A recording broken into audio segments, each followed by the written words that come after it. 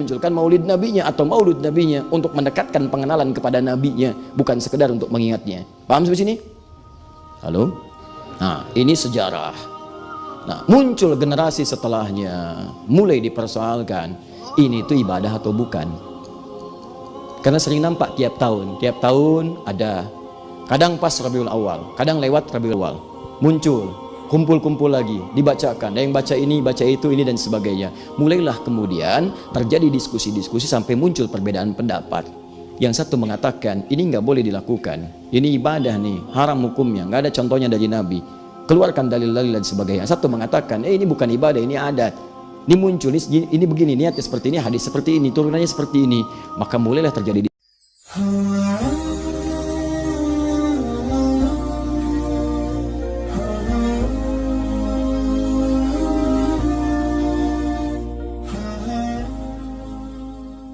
sifat itu melekat kepada zat dengan keunggulan yang melekat di dalamnya. Jujur sifat, sabar sifat, baik sifat. Nama Nabi Muhammad dengan izin Allah yang melekat kepadanya semuanya sifat, bukan zat. Kenapa? Untuk menunjukkan keabadian, kemuliaan sifatnya sehingga bisa diteladani dalam setiap waktu. Sifat yang terus berjenjang diteladani setiap waktu disebut dengan uswah namanya. Maka turun Quran surah ke-33 ayat 21. Laqad kana lakum fi Rasulillahi uswatun hasanah. Ini dari segi penamaannya. Lahirlah sosok disebut dengan Muhammad, disebut dengan Ahmad. Saya tidak akan bercerita sampai kedalamannya, terlampau panjang kalau kita bahas. Singkatnya, sosok ini jadi inspirasi dari semua tahapan kehidupannya. Dari kecil jadi teladan, saat pemuda jadi Al-Amin, saat jadi Nabi semua terkumpul kemuliaan pada beliau. Sampai sebagai seorang ayah teladan, sebagai seorang suami teladan, seorang kakek teladan, seorang pemimpin teladan, seorang yang pernah berbisnis teladan, seorang yang pernah berdagang teladan. Semua aspek kehidupan terkumpul miniaturnya kepada kehidupan beliau. Dan hebatnya, semua yang bergabung dengan beliau, belajar dari beliau, juga jadi teladan dalam kehidupannya. Jadi kalau Anda jadi sosok apapun, tinggal cek profesi Anda apa, lihat pada kehidupan Nabi. Sederhana, ikuti jadi teladan Anda. Jadi suami, lihat, keluarkan bagaimana tipikal kepribadian Nabi. Jadi bapak, keluarkan. Jadi ibu, bagaimana ustadz, keluarkan istri-istri Nabi. Bagaimana hidup dengan beliau. Karena itulah istri Nabi ditetapkan oleh Allah lebih daripada 4. Kenapa? Saya sering katakan, karena mewakili seluruh karakteristik perempuan di muka bumi. Di Anda itu kalau pulang ke rumah, coba pelajari istri Nabi, Anda akan temukan di antara itu istri Anda pasti ada yang mirip dengan salah satunya. Bukan parasnya, kalau itu mesti jauh, ya. Bukan, perilakunya. Ada, sebelum menikah dengan Nabi, kelihatan dari yang paling cemburuan sampai yang paling perhitungan, ada Pak. Cemburunya dulu urusan dunia, ngitungnya urusan uang belanja. Setelah menikah dengan Nabi, Masya Allah, bagaimana caranya satu kurma jadi ibadah. Cemburunya pada urusan ibadah. Kalau si fulana mendengar satu ayat ini, saya pun mesti mendengar satu ayat ini. Kalau dia tahajud dengan Nabi, saya pun mesti tahajud dengan Nabi. Nah, Anda lihat karakteristiknya, dari yang paling gesit seperti Sayyidah Aisyah, dari yang sabar seperti Saudah binti Zam'ah, yang terkumpul semua kemuliaannya seperti Sayyidah Khadijah radhiyallahu ta'ala anha. Coba lihat kira-kira istri Anda mirip yang mana. Keluarkan bimbingannya, ibu juga belajar. Anda akan temukan di situ bagaimana perbedaannya. Silahkan cek. Setelah itu, kenikmatan hadir dalam rumah tangga. Mama, apa kabar hari ini? Kabarku secerah suasana hati Papa. Wow. Masya Allah. Papa bagaimana suasana hatinya? Mendung.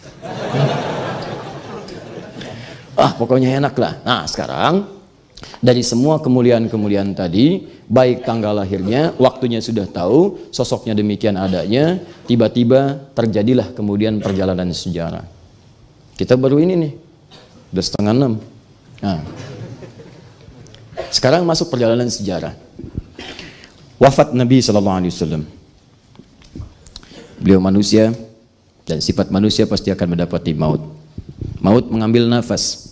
Quran surah 3 ayat 185. Kullu nafsin dha'iqatul maut. Jadi setiap yang berjiwa, nafasnya pasti akan diambil oleh maut sehingga tidak bernafas lagi.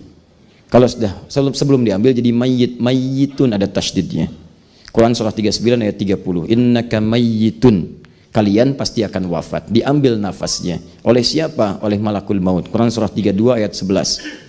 Ya, qul yatawaffakum malakul mautil ladzi wukkila bikum. Katakan kalian akan diwafatkan oleh malakul maut. Diambil kemudian jadilah mayit, wafat dia. Ya, Rasulullah SAW kemudian wafat, diteruskan perjuangan oleh para sahabat, orang-orang soleh setelahnya, sampailah tiba kemudian masa-masa orang mulai lupa dengan perjuangan-perjuangan beliau. Orang mulai menyimpang dari beberapa hal dalam kehidupannya. Dia jadi semakin meluas, sama persis Zaman-zaman kita itu kalau sudah menyebar, luas ajaran dan sebagainya, semakin lupa dengan ajaran-ajaran pokoknya. Zaman Nabi Adam awalnya kuat. Ketika menyebar, sudah syu'ubah wa qabail, Quran surah 49 ayat 13. Muncul, menyebar. Tadinya banyak orang soleh bimbing, meninggal 5 orang. Begitu meninggal itu 5 orang, ada Suwa, ada Ya'uq, ada Yaguth dan sebagainya. Meninggal, orang mulai lupa. Ingin ingat. Pada yang meninggal itu mulai bikin patung. Dari bikin patung melihat seperti yang ada yang melihat. Dari situ bikin sesajen dan sebagainya. Maka muncul penyembahan baru, muncul ada solusi. Nah, saat meluas itu, khususnya di sekitaran tahun 362 Hijrah sampai dengan tahun 567 Hijrah, ada yang menyebut tahunnya dari kisaran tahun 549 sampai dengan 630. Ada yang menyebut tahun 567 sampai dengan 640 Hijrah. Di tahun-tahun ini, masa-masa krisis ketika orang sudah mulai lupa dengan perjuangan Nabi SAW. Sehingga banyak kemudian dari orang-orang yang sebelumnya masa-masa peperangan itu telah kemudian ditaklukkan dan dibuka kebaikan-kebaikannya, mereka kemudian memendam dendam kembali untuk menghimpun kekuatan dan mulai menyerang orang-orang Islam lagi. Karena lupa inilah kemudian menjadi lemah keadaan umat Islam pada saat itu. Lupa dengan nabinya, lupa dengan tuntunannya dan semacamnya. Maka momentum ketika lahirnya Nabi SAW di bulan Rabiul Awal itu dihidupkan kembali di masa-masa ini untuk mengenalkan Nabi SAW. Ada yang mengatakan dihidupkan pada tanggal ini, tahun-tahun kisaran tahun ini, di wilayah Mesir pada dinasti Fatimiyah, dinasti Ubaidiyah. Siapa yang menghidupkan namanya? Abu Tamim. Abu Tamim, sekali lagi, ya, Mu'izzuddin atau Al-Mu'izz lidinillah. Ya, Mu'izzuddin atau Al-Mu'izz lidinillah. Abu Tamim Al-Mu'izz lidinillah. Dihidupkan di kisaran tahun 362 567 Hijriah di wilayah Mesir. Ini pendapat pertama mengatakan haluannya adalah Syiah. Ini haluan pertama, Syiah. Ini pendapat pertama. Dia hidupkan. Cuma untuk perayaan, kenalkan, disebutkan namanya siapa, lahirnya di mana, ibunya siapa, bapaknya siapa, dan seterusnya untuk mengenalkan kembali. Ada yang menyebutkan bukan ini yang mempopulerkan ini. Yang mempopulerkannya adalah nih kisaran masa 549 sampai 630. Di wilayah mana? Irbil. Irbil ada di mana? Di Irak. Siapa yang mempopulerkan pada saat itu? Yang mempopulerkan pada saat itu namanya Muzaffar. Beliau muhafidz Irbil, gubernur provinsi Irbil di wilayah Irak. Gelarnya, kunyahnya Abu Sa'id Muzaffar Kukabari. Beliau mempopulerkan ini, mengumpulkan para ulama-ulama karena banyak kecenderungan dah lupa dengan Nabi, para pemudanya, para macam-macam dikumpulkan oleh beliau, ulamanya dikumpulkan, para ahli tasawuf dikumpulkan, para alim dikumpulkan, ustaz-ustaz dikumpulkan supaya menjelaskan tentang keutamaan Nabi SAW. Jelaskan lagi ke pemuda supaya ingat dengan Nabi, jelaskan lagi siapa sosoknya, apa kemuliaannya, apa macam-macamnya. Kumpul mereka membahas, kumpul. Ada yang bikin syair, ada yang bikin qasidah, ya, tahu qasidah enggak? Awas kalau qasidah apa? Tang gitu. Bukan. Qasidah itu bukan rebana. Qasidah itu asalnya adalah bait-bait syair yang sudah masuk kepada 7 bait. Di syair itu disebut syair. Kalau 1 bait disebut yatim. 1 bait aja. Kifana bki min dzikra habibin wa manzili bisaktili wa bainad dakhuli fa haumali, disebut baitun yatim. Bait yang menyendiri cuma 1 bait. Itu baitnya Imrul Qais. Ya, dalam qasidah namanya Ummu Aufa. Ditulis oleh beliau Imrul Qais 150 tahun sebelum lahirnya Nabi SAW. Ya, kifana bki min dzikra habibin wa manzili bisaktili wa bainad dakhuli fa haumali. Begitu sedang lewat di Bukit Haumal, lihat orang sedang bengong aja. Kenapa? Baru diputusin oleh kekasihnya. Kata beliau, hei yang sedang diputus oleh kekasih, ayo move on, bangun. Jangan anda memikirkan orang itu aja. Emang perempuan cuma 1 di muka bumi? Masya Allah, catat. Wah, ya? Cuman itu tidak disukai Imrul Qais setelah itu. Jadi pangeran pujangga. Nah, kalau dituliskan lebih banyak sampai 7, itu disebut dengan qasidah namanya. Di bait-bait syair yang sudah sampai 7 bait disebut dengan qasidah. Imam Syafi'i bikin bait sampai 7, diteruskan. Qasidah namanya. Kumpulan qasidah disebut dengan diwan. Diwan Imam Asy-Syafi'i, Diwan Al-Bukhturi, Diwan Imrul Qais, Diwan Nabighah Az-Zibyani. Dikumpulkan Diwan Zuhair bin Abi Salma. Abi Salma itu seorang yang benci dengan Nabi, menjelek-jelekan Nabi, selalu melecehkan Nabi. Kemudian di masa-masa Islam masih jadi musuh, sampai kemudian dihalalkan darahnya, dikejar, jadi buronan. Maka beliau kemudian menyamar, Zuhair bin Abi Salma menyamar, ingin taubat. Bayangkan, ingin tobat, nyamar, datang ke hadapan Nabi. Ketika datang di hadapan Nabi SAW, dibuka, saya Zuhair. Umar langsung, ini dia, pisahkan kepala dari badannya. Wah, kata Nabi, tunggu. Kamu datang ke sini kenapa? Ya Rasulullah, apakah engkau diutus dengan syariat membunuh atau memaafkan? Saya diutus untuk memaafkan, bukan membunuh. Bayangkan, jadi membunuh itu, maaf ya, dalam Islam itu tidak dibenarkan, bukan untuk menyakiti orang. Pembunuhan terjadi hanya karena untuk menegakkan kebenaran. Hukuman yang sesuai, awas, menjaga jiwa itu ada dalam bentuk hukuman, tapi menyakiti orang itu nggak boleh. Nggak boleh, bahkan dosa, bahkan bisa neraka jahanam. Quran surah 5 ayat ke-93 yang tadi malam saya bahas. Nah, pada saat itu saya diutus untuk memaafkan, maka beliau menuliskan puisi, syair, qasidah yang dikenal sampai dengan sekarang. Ya, apa qasidahnya? Indah sekali. Memuji Nabi di situ, menyebutkan kemuliaannya, utusannya itu qasidah. Nah, pada saat kumpulan-kumpulan ini banyak orang bikin syair Nabi, tentang Nabi. Banyak bikin tulisan-tulisan. Di antara tulisan-tulisan yang kita kenal sampai dengan sekarang ada yang disebut dengan Barzanji, ada yang disebut dengan Diba. Itu asalnya bukan bacaan-bacaan yang dilakukan, bukan. Itu asalnya adalah syair-syair yang menerangkan tentang kehidupan Nabi. Nabi siapa, lahirnya di mana, ibunya siapa, bapaknya siapa, yang memberikan asinya siapa, dan seterusnya sampai tumbuh dewasa. Macam itu kisah sebetulnya. Cuman karena ditulis dalam bentuk syair, syair itu punya irama. Dia punya 16 rumus, dikenal dengan bahar. Setiap bahar ada iramanya. Bahar tawil, iramanya tawilun lawudun al-buri fadailu, fa'ulun mafa'ilun, fa'ulun mafa'ilu. Ya, bahar rajas, rajas mustaf'ilun, mustaf'ilun, mustaf'ilun, mustaf'ilun, mustaf'ilun, mustaf'ilun, madid, mufa'alatun, mufa'alatun, fa'ilatun, mufa'alatun, mufa'alatun, fa'ilatun, tala'al badru alaina min thaniyatil wada'i, wajaba syukru alaina mada'a lillahi da'i. Tuh, madid. Ya, rajas, mustaf'ilun, mustaf'ilun, mustaf'ilun, sautus safiril bulbuli, hayyaja qalbit thamili, al-ma'u wa zahru ma'a zahri lahzul muqali, fa anta ya sayyidali wa sayyidi wa maulali, fakam tayyumuni ghuzailun uqaiqali, qataftuhu min wajdatin min fili hadhar rajuli, faqala la la la la, faqala qadamu harwili, wal walad, wali wali wailali, faqultu la tuwalwili, fabayinu lu'lu ali, qala tawu inaka daina radidul muqali, kahatan kakailali, tabtabuli. Ada. Ditarik di masa-masa setelah itu, jadi kemudian pusat ilmu dari nyanyian-nyanyian, dari tulisan-tulisan jadi pusat ilmu. Apa di antara pusat ilmu itu? Rajas dipakai jadi alfiyah, Ibnu Malik 1002 bait. Dimasukkan ke situ itu rumusnya rajas, rajas muzdawaj. Zaman jahiliyah jadi irama-irama nyanyian, puisi. Zaman-zaman kehidupan Nabi dan setelahnya jadi ilmu, dibawa rumusnya dipakai ke dalam ilmu. Jadilah keluar kemudian alfiyah. Kalamuna lafzun mufidun kastaqim wasbun wa fi'lun thumma harfunil kalim wahiduhu kalimatun wal qawlu am wa kalimatun biha kalamun qad yu'am bil jarni wat tanwini wan nida wa al wa mustadin lismi tamyizun hasal bitafa'alti atat wa ya if'alli wa nunik balanna fi'lun yanjali. Alfiyah. Halo? Nah, itu begitu. Ada alfiyah hadis, Imam As-Suyuti bikin alfiyah fil hadis, ada alfiyah fi ulumul Quran, ada dikemas ilmu. Dulu seperti itu, bikin syair-syair itu asalnya bukan nyanyian. Asalnya adalah tentang tulisan-tulisan yang menunjukkan informasi. Nanti puncaknya terjadi ketika diambil alih.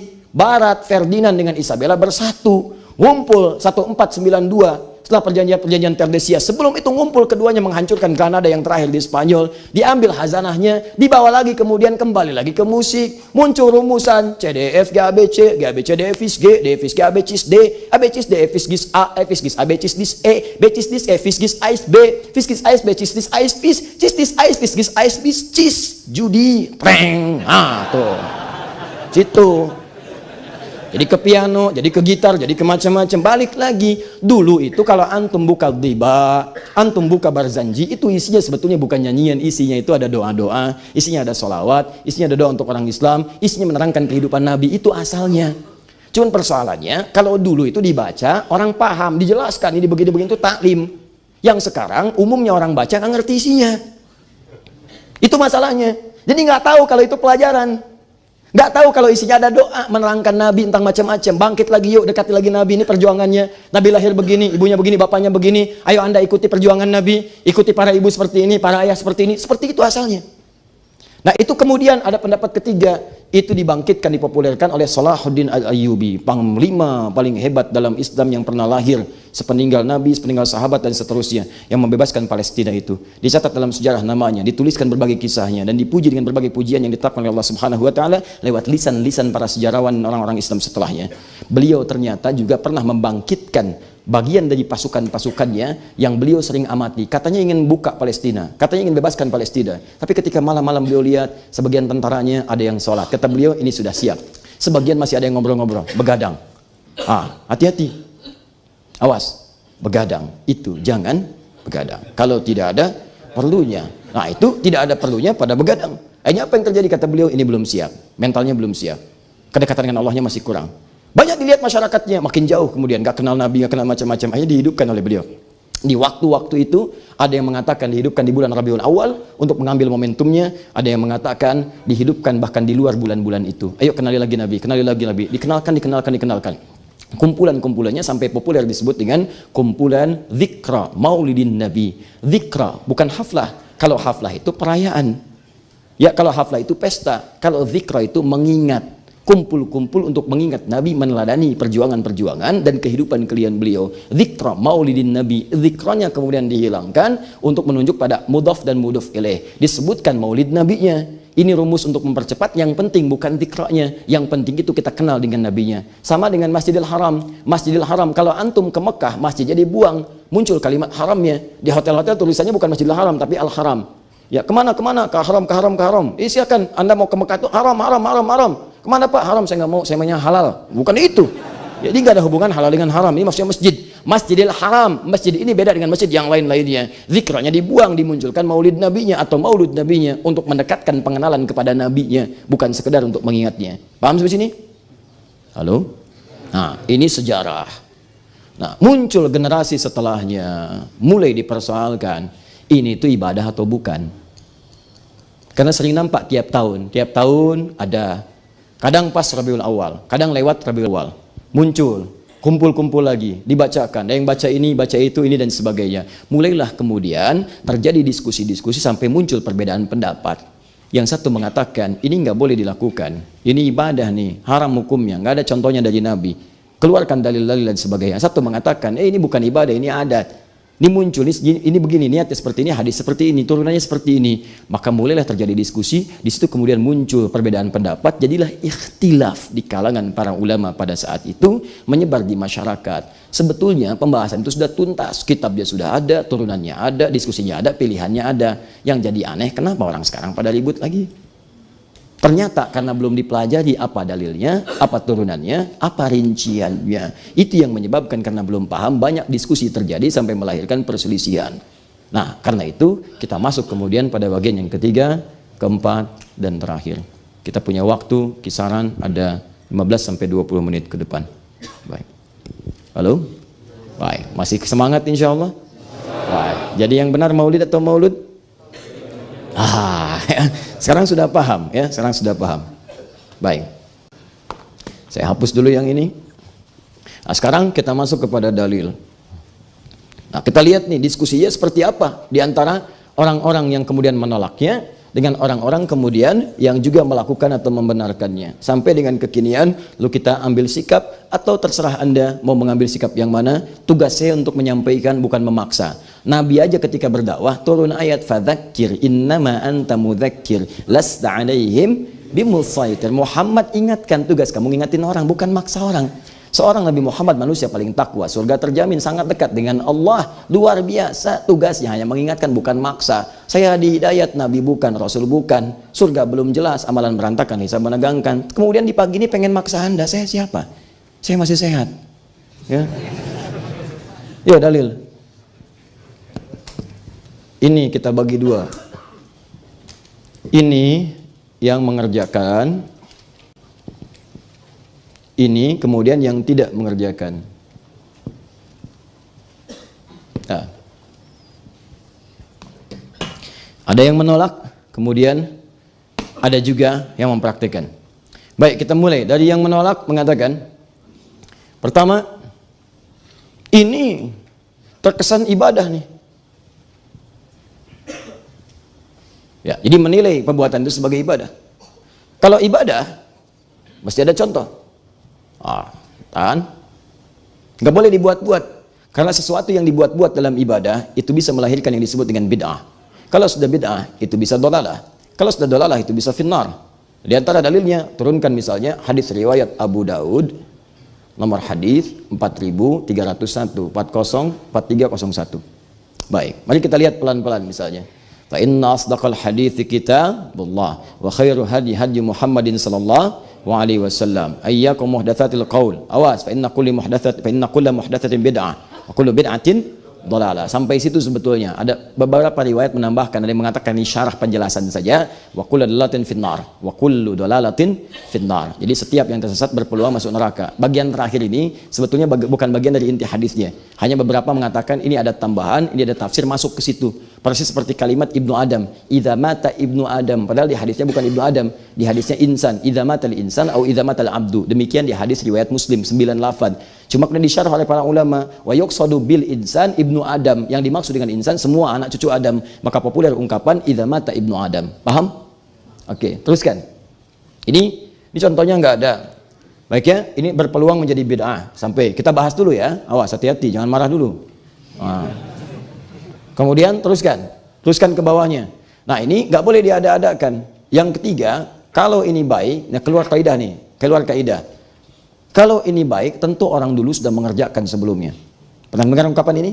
Jadi ada ini ungkapan baru nih. Nanti saya berikan pandangan. Ya, ini saya berikan pandangan. Ini ungkapan baru yang tidak pernah ditemukan di kitab fikih manapun. Ya, kalau baik,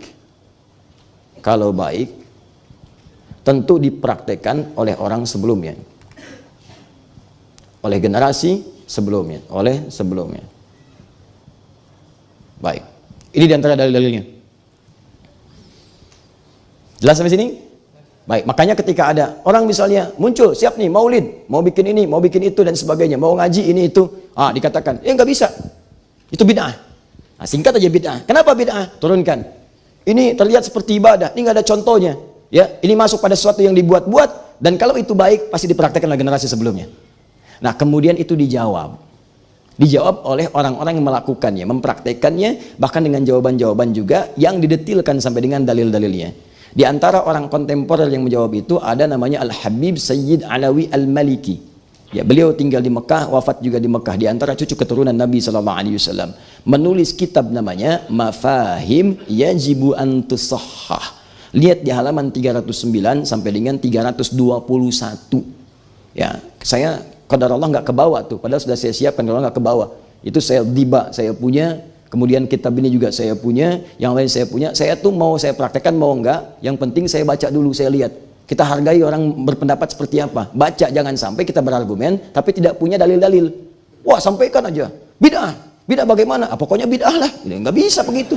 Harus ada turunan. Ya, harus ada turunan seperti apa? Dalilnya apa? Dengar dulu, baca, teliti. Kalau sudah mengerti silahkan simpulkan. Yang penting ada paham referensinya. Ya, mafahim yajibu an tusahhah. Diturunkan oleh beliau. Pertama, ini ibadah, bukan. Siapa yang bilang ibadah? Kata beliau, ini bukan ibadah, ini adah, al-adatu. Beda antara ibadah dengan adah. Kalau ibadah, sebuah sudah diatur, ada ketentuan. Dari nabinya ada, dalil ada, contoh ada, itu ibadah. Sholat ibadah, dalil ada, contoh ada, dipraktekkan.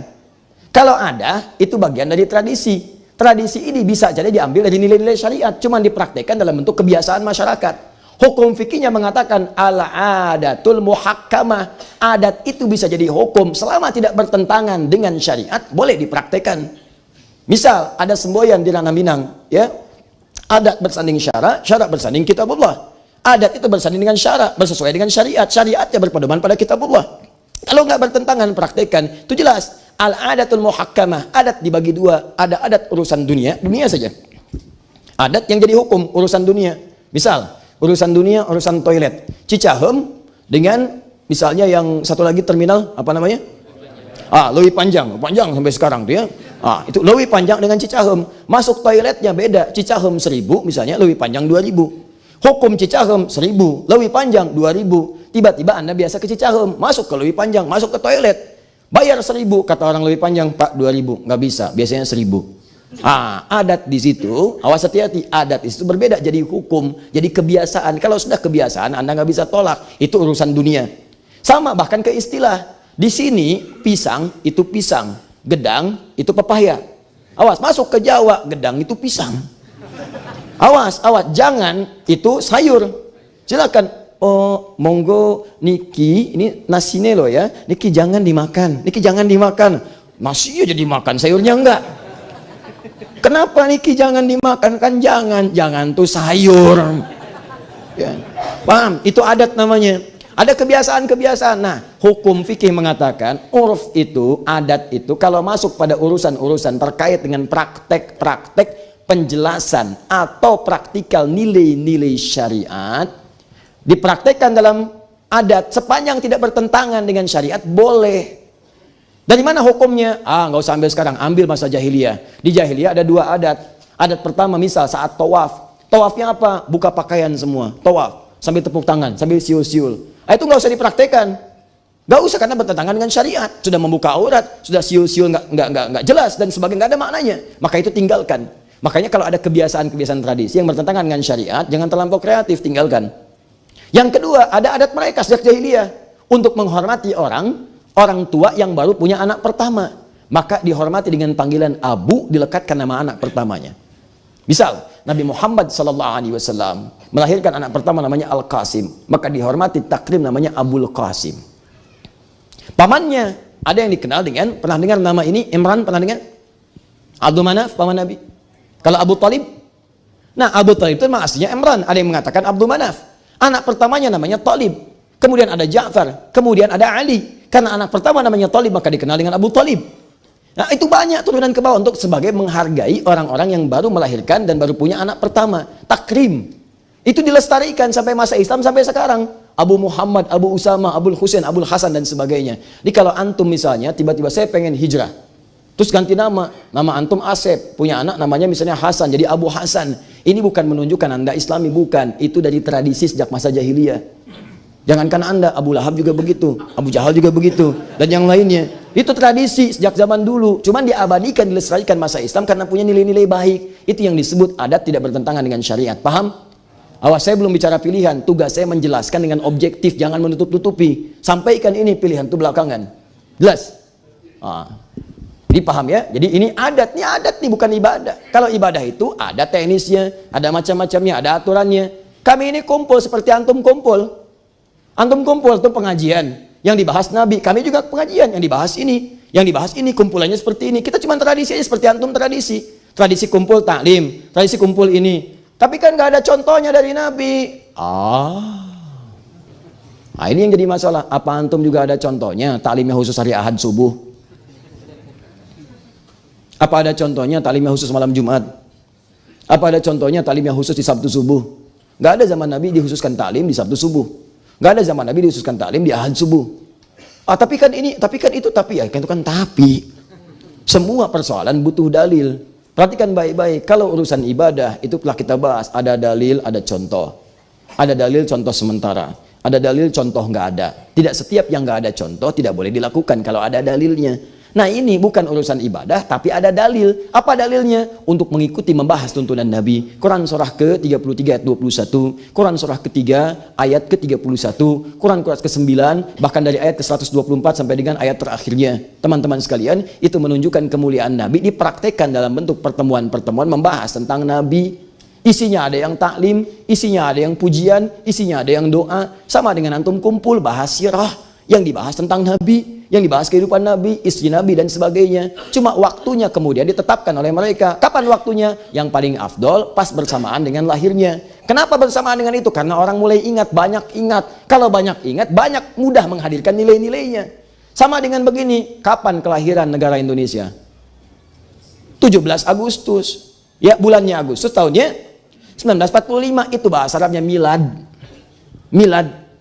Milad Muhammadiyah 18 November, sebentar lagi tuh. Tahun 1912, 18 November.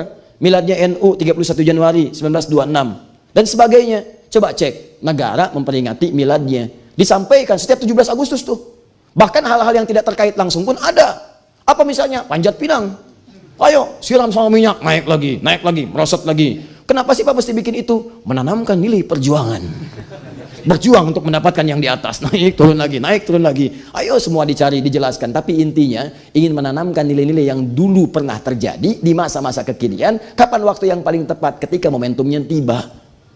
Saya belum pernah mendengar ada mengatakan, tuh milad kemerdekaan bid'ah. Ayo kalau berani. Paham sampai sini? Jadi konteksnya ini adalah masuk kepada wilayah adat. Kalau adat kemudian, ini contohnya bagaimana berlaku kalau urusan ibadah, pasti jelas, ada contoh, ada dalil. Bahkan ada ibadah yang contohnya belum ada atau bahkan tidak ada, dalilnya ada, sudah kita bahas. Seperti zakat, seperti macam-macam dan sebagainya. Contoh lagi, yang lainnya apa? Mushaf. Mushaf itu zaman Nabi nggak ada. Yang ada tulisan di Maaf, ada yang batu, ada yang tulang-tulang sudah mengering, ya ada yang pelepah pohon dan sebagainya. Apakah Anda mau menyebut mushaf itu bid'ah? Tidak. Sekolah sekarang yang pakai bangku, pakai macam-macam, pakai dasi, jam tangan, macam-macam waktu. Sekarang sholat antum, kalau mau konsisten antum, dalilnya ada, contohnya ada. Apa itu dalilnya? Apa itu contohnya? Keluar, pasang tongkat, tek, di lapangan. Lihat bayangannya. Nanti kalau sudah mulai mengecil, siang matahari tergelincir, lewat, kemudian bayangan lebih kecil daripada tombaknya, zuhur masuk. Kecil lagi, asar. Semakin mengecil hilang, maghrib. Semakin gelap, isya.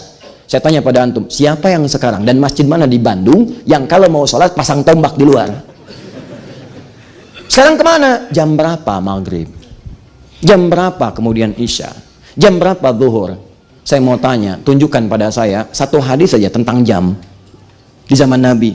Sholatlah kalian ketika jam 5 lewat 45. Tunjukkan pada saya. Mana dalilnya?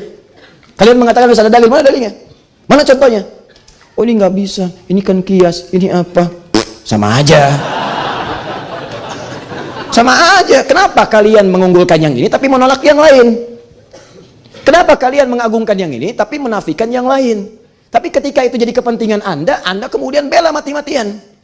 Jangan seperti itu. Anda boleh tidak sepakat, tapi juga tidak harus kemudian menghadirkan Anda yang paling bagus. Awas, apalagi sombong. Sombong itu bahaya. Jangan bersaing dengan tukang pancing. Tukang pancing lebih jagoan. 3 orang tukang pancing lomba kesombongan. Yang satu mengatakan, nih Pami Abi mancing ayeuna. Waduh, kalau saya mancing sekarang, saya lempar. Begitu saya lempar, langsung dimakan. Tuh. Yang satu mengatakan, pancing saya, baru dimasukin umpannya begini, ikannya udah nongol. Pak, mau mancing nggak? Yang 3 cuma diem aja. Kamu gimana?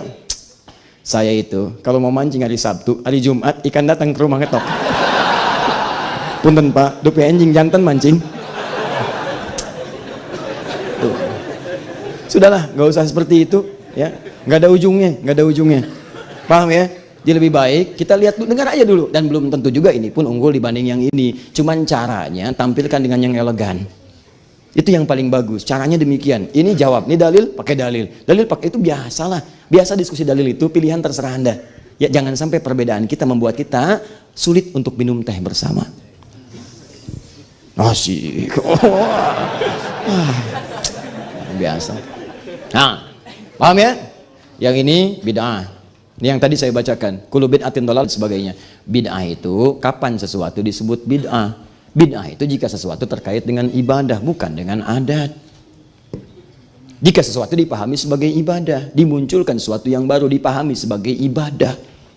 Yang tidak pernah ada dalilnya, nggak ada contohnya, dipraktekkan, itu yang disebut dengan bid'ah. Tapi kalau sesuatu tidak pernah kemudian menjadi tuntunan ibadah, tapi tradisi yang menyemarak dihadirkan, apalagi tradisi itu dihidupkan untuk menggali nilai-nilai keislaman, tidak bertentangan sama sekali. Orang kumpul-kumpul seperti kita sekarang ini, ngaji, belajar, mendalami, ada yang belajar Quran, ada yang belajar tajwid, ada yang bacanya pakai mujawad, yang pakai irama itu, sampai muncul kemudian bayati, ada soba, ada ini, ada itu, apa ada zaman Nabi? Silahkan cek. Saya belum pernah dengar ada Ibnu Mas'ud membaca Quran dengan irama bayati. Ar-Rahmanu 'allamal Quran. Tunjukkan pada saya, nggak ada hadisnya. Nggak ada menggunakan soba. Ya, ar-tayran 'alal husni yunadi. Dipraktekkan di ayat. Lihat zaman Nabi, nggak akan ketemu. Apa Anda mau katakan bid'ah? Anda akan berhadapan dengan ahli qiraat semuka bumi. Ayo. Tuh, jadi gini, kadang-kadang kita bisa paham yang ini dengan ringan, yang lain tidak. Kita dengar dulu. Baik, selanjutnya, Ustadz, kalau itu baik, adatnya baik, kenapa nggak dipraktekkan di masa lalu? Tentu orang lain lebih paham tentang itu. Jangan begitu kesimpulannya. Kalau seperti ini kaidah jahiliyah. Orang jahiliyah sudah duluan mengatakan ini. Dari mana tahunya Ustadz? Buka Quran surah 46 ayat ke-11. Quran surah ke-46 Al-Ahqaf ayat ke-11. Wa qala alladhina kafaru lilladhina amanu law kana khairan ma sabaquna. Berkata orang-orang kafir dulu zaman jahiliyah kepada orang beriman, kalau yang dibawa Muhammad SAW itu baik, kami udah duluan mempraktekkan. Yang dibawa Muhammad itu kalau bagus, kami udah duluan, bapak ibu kami udah ngajarin. Ya, makanya kami nggak ikut Muhammad. Kalau baik, bapak ibu kami udah praktekkan duluan. Ah, itu kaidah jahiliyah itu, nggak pernah ada di kaidah fikih. Jadi silahkan buka kitab fikih manapun, nggak ada kaidah semacam ini. Saya juga heran dari mana menemukan seperti ini. Silahkan cek di kitab usul fikih. Barangkali saya kurang pengetahuan. Mungkin Anda bisa datangkan, cek kitab usul fikih, kitab macam-macam. Kaidah ini nggak ada. Yang ada keterangan di Al-Quran, ini perkataan orang jahiliyah. Dan ini nggak bisa dipakai dalam kaidah fikih, ini nggak boleh. Kalau prinsip seperti ini, maka semuanya akan kacau nanti dalam praktek fikihnya. Ya, kalau zakat itu pakai beras bagus, tentu orang dulu sudah praktekkan. Kalau mushaf itu dituliskan bagus, tentu Nabi sudah praktekkan dari zaman dulu. Itu semua seperti itu tuh. Ya, jadi kalau semua bayangannya seperti itu, yang bisa dikerjakan di zaman Nabi, yang sekarang pun kemudian bisa dikerjakan, ternyata dulu tidak, tapi sekarang iya, tentu akan jadi masalah. Akan jadi masalah. Nanti banyak terapan-terapan contoh dalam praktek ibadah yang dikerjakan, bahkan nanti akan jadi persoalan. Saya tanya pada antum, misalnya teman-teman sekalian, mohon fokus baik-baik ya. Baik, zakat kan saya sering katakan, ini cuma kias gambaran kepada aspek yang lain. Zakat itu di semua hadis dia pakai kurma atau gandum. Kurma atau gandum. Sedangkan Islam menyebar. Islam menyebar ke Spanyol, kemana. Pertanyaan saya, kenapa tidak pernah ada sahabat bawa kurma ke setiap tempat itu? Tanam sini. Atau bawa gandum, tanam sini. Sebagian tempat ada. Untuk mempraktekkan hadis Nabi. Kenapa kemudian yang dipraktekkan di beberapa tempat bisa berbeda? Di kita zakatnya pakai apa? Beras, bukan kurma, bukan gandum. Apa tafsirannya? Tafsirannya bukan menggunakan dalil langsung. Di hadis nggak ditemukan. Silahkan bahkan cari di kitab hadis palsu. Sampai kiamat kurang 2 hari nggak akan ketemu. Sampai di kitab hadis paling palsu. Kenapa? Karena memang nggak ada. Bukan bagian makanan pokoknya. Maka disebutkan irtun, itu tuh makanan pokok. Makanan pokok, sepanjang makanan pokoknya, maka boleh digunakan. Pak Soheli apa makanan pokoknya? Nasi. Dapat bisikan dari sini nih.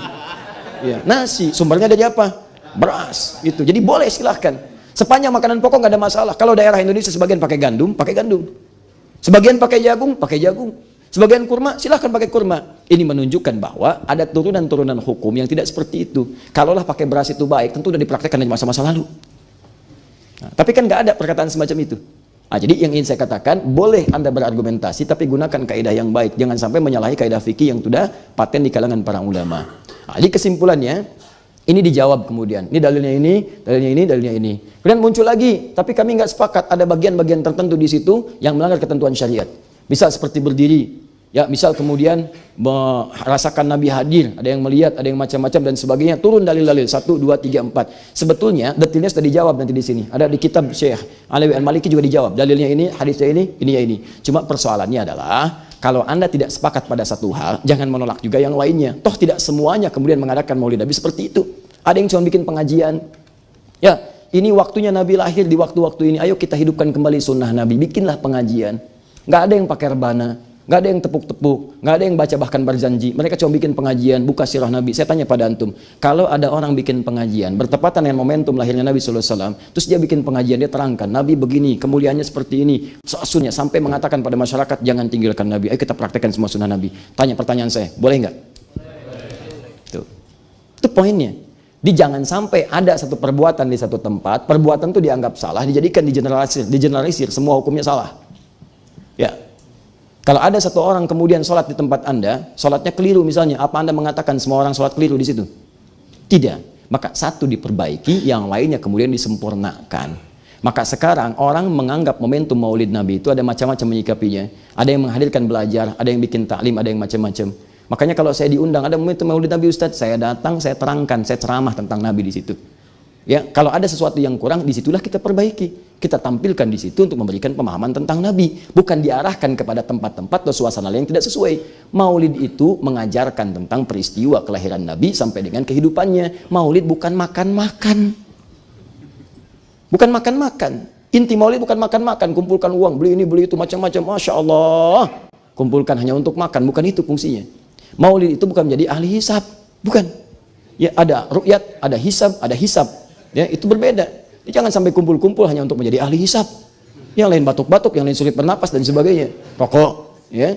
Nah, jadi bukan itu poinnya. Poin itu adalah bagaimana meningkatkan nilai-nilai kemuliaan. Jadi dari sini silahkan tuh pilihan. Kalau di tempat Anda misalnya belum baik, caranya hanya sekedar kumpul-kumpul, buang-buang uang, mubazir macam-macam, hal-hal yang tidak tepat, apalagi Maulid tapi dangdutan. Nah, itu di mana ketemunya? Maulid jatuh bangun aku, Maulid cinta satu malam. Apa hubungannya? Haram hukumnya jelas itu. Haram. Atau nyanyi-nyanyi yang nasib tapi joget-joget. Nah, itu juga haram hukumnya. Haram hukumnya. Jadi kalau ada yang seperti itu, Anda perbaiki, Anda tidak ikut, nggak ada masalah. Tapi kalau ada yang bikin dengan taklim dan sebagainya, Anda sepakat, silahkan ikut. Tidak sepakat, nggak usah mencela. Nggak usah mencela. Saya kalau yang seperti tadi sifatnya, saya nggak pernah ikut. Nggak pernah saya kalau lihat kebiasaan. Tapi kalau ada yang undang, kemudian nilainya apa? Oh, yang dibahas adalah taklim, tabligh ini. Oke, saya datang. Saya terangkan, inilah hakikat maulid Nabi. Inilah maulud. Ini yang harus kita lakukan. Ini yang harus kita jauhi. Di maulid bukan kumpul-kumpul biasa. Maulid bukan ritual. Tapi maulid dihadirkan untuk bisa menanamkan kecintaan kepada Nabi dan mempraktekkan ajarannya. Paham sampai sini? Nah, itulah inti pembahasan kita dalam kesempatan kali ini. Sekarang perbandingannya sudah paham, dalilnya sudah ada, ini yang menolak, ini yang menjawab. Dari dua jawaban ini, mungkin ini bisa benar, mungkin juga ini bisa benar. Tapi keduanya punya dalil. Pilihannya kalau ingin ikut silahkan, tidak juga tidak ada masalah, tapi jangan meributkan. Kalau Anda ingin ikutkan pun atau bikin acara ini, saya sarankan bikinlah seperti apa yang tadi diisyaratkan. Apa itu? Yang rajih. Ini pada awal sejarahnya dikumpulkan untuk mengingatkan dan mendekatkan kita pada tuntunan dan keteladanan Nabi. Maka silahkan bikinlah yang seperti itu. Bikin taklim, bikin misalnya perlombaan menulis tentang sirah Nabi. Itu yang dikerjakan di Timur Tengah. Raja Faisal pernah bikin, Raja Saudi bikin tuh perlombaan untuk menulis tentang sirah Nabi. Yang juara Syekh Al-Mubarakfuri dengan kitabnya Ar-Rahiqul Makhtum. Ada. Kenapa Anda tidak hidupkan seperti itu? Ya, bikin puisi-puisi tentang Nabi misalnya, daripada puisi yang macam-macam dan sebagainya. Bikin aplikasi tentang bagaimana mengenal sejarah Nabi, daripada kita sibuk dengan TikTok, dengan yang lain-lain dan sebagainya. Ayo, hidupkan WhatsApp, ya, tampilkan. Itu sekarang yang mempraktikkan di London, Pak. Di bis, syiar Nabi. Di London. Ya, di pinggir, tahu London? Lampu merah tuh, kesonan dikit. Nah, itu. Jadi, itu di bis, di kendaraan, di syiar, di macam-macam, itu yang dihidupkan. Ya, ada orang dulu bikin kartun yang menyoal Nabi dan sebagainya. Kemudian oleh Syekh Ahmad Al-Farisi dikunjungi. Ini indah nih, saya cerita satu kali, saya bertemu dengan orangnya langsung. Dan kami diundang. Yang dimasukkan dalam 150 ulama dunia untuk bisa membahas tentang kecintaan pada Nabi. Sekarang kita punya proyek internasional tentang cinta kepada Nabi. Ya, beliau ini sosok yang mensupport Dr. Zakir Naik, Mike Tyson dan sebagainya. Datang kami berjumpa di Jakarta, itu cerita, Ustaz, Syekh Hadi, saya datangi katanya beliau ini. Yang pernah menulis dari Denmark itu, kartun yang menyoal Nabi. Datangi. Jadi begitu dia datangi, nggak bicara tentang Islam, nggak bicara tentang ini begini, nggak membela, nggak. Cuma saya praktekkan tuntunan Nabi. Saya ingin ajak makan malam. Cuma ajak makan aja. Saya nggak cerita apa-apa, makan, tunjukkan akhlak yang baik, diskusi, tanya, sopan ini. Ditanya, apa maksud Anda mengajak saya seperti ini? Makan gini Anda bersikap baik. Kata Syekh Ahmad Al-Farisi, saya hanya ingin menyampaikan apa yang Nabi saya ajarkan. Inilah yang mengajarkan kepada saya sosok yang Anda celak dalam kartun itu. Dia yang mengajarkan saya untuk menghormati Anda yang pernah mencelaknya. Dia mengajarkan saya untuk bisa menyantuni siapapun yang memerlukan santunan. Dia mengajarkan saya untuk berbagi dalam setiap kebaikan. Dia mengajarkan saya berkata sopan santun dalam kemuliaan. Ulang orang ini merenungkan. Besok lusa baca buku tentang Nabi. Rupanya dia menulis kartun, yang sebagian bikin film fitnah dan sebagainya. Belum pernah belajar tentang sejarah Nabi. Dipraktekkan, cari buku tentang Nabi, dibaca, begitu tahu menitikan air matanya, mengucapkan asyhadu an la ilaha illallah wa asyhadu anna Muhammadar Rasulullah. Yang bikin film fitnah, saya koreksi dulu, yang bikin film fitnah masuk Islam, kemudian bertemu dengan Syekh Ahmad Farisi, dibawa langsung ke Mekah, difasilitasi umrah, kemudian setelahnya haji, sampai kemudian dipertemukan dengan Syekh Sudais, saya dilihatkan foto-foto dan sebagainya. Masya Allah, sampai sekarang jadi dai terbaik di wilayahnya. Anda bayangkan, dari pembenci Nabi dihadirkan kemudian informasi tentang Nabi. Itu praktikal yang kita butuhkan. Jadi esensi maulid Nabi itu bagaimana kita menghadirkan nilai-nilai kecintaan pada Nabi dengan mempraktikkan tuntunan. Tidak dibatasi dengan waktu. Mau Rabiul Awal, mau Rabiul Akhir, mau Jumadal Ula, mau Dzulhijjah, mau macam-macam. Jangan batasi dengan waktu. Setiap waktu itu maulid. Setiap waktu itu maulud. Setiap saat praktekkan kecintaan kita kepada Nabi dengan mengamalkan semua tuntunannya. Itulah inti dari pembahasan kita keseluruhannya. Jelas? Jadi pertanyaan saya, yang maulid atau yang maulud yang benar? Dua-duanya. Kapan maulid jadi benar? Kapan maulud jadi benar? Itu tadi dalilnya. Kalau maulud dengan maulid digunakan hanya untuk pesta atau fora-fora atau sukaria dan sebagainya, maka jelas hukumnya haram untuk dilakukan. Bahkan menodai keadaan Nabi SAW. Tapi kalau itu digunakan sebagai wasilah untuk mengenalkan pada Nabi dengan cara yang dibenarkan, maka disitulah hal yang patut diteladani dalam kehidupan. Selesai bahasan kita, kami harap tidak ada lagi banyak yang mempersoalkan satu dengan yang lainnya, bahkan meributkan, bahkan kemudian menjadikan banyak dosa yang dengan dosa itu menjauh dari umat Nabi SAW. Paham? Baik. Jelas? Siap mempraktekkan isi Al-Quran?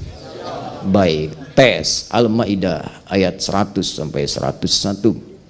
Ya ayyuhalladzina amanu, hei orang-orang yang masih merasa punya iman. Hanya yang bagi punya iman saja, yang tidak punya iman ayat ini tidak berlaku. Hai orang-orang yang masih merasa punya iman, la tas'alu an asya'a in tubdalakum tasukum. Jika uraian sudah jelas disampaikan, maka jangan banyak ditanyakan lagi. Khawatirnya banyaknya pertanyaan itu menjadikan yang jelas semakin tidak jelas nantinya. Jelas?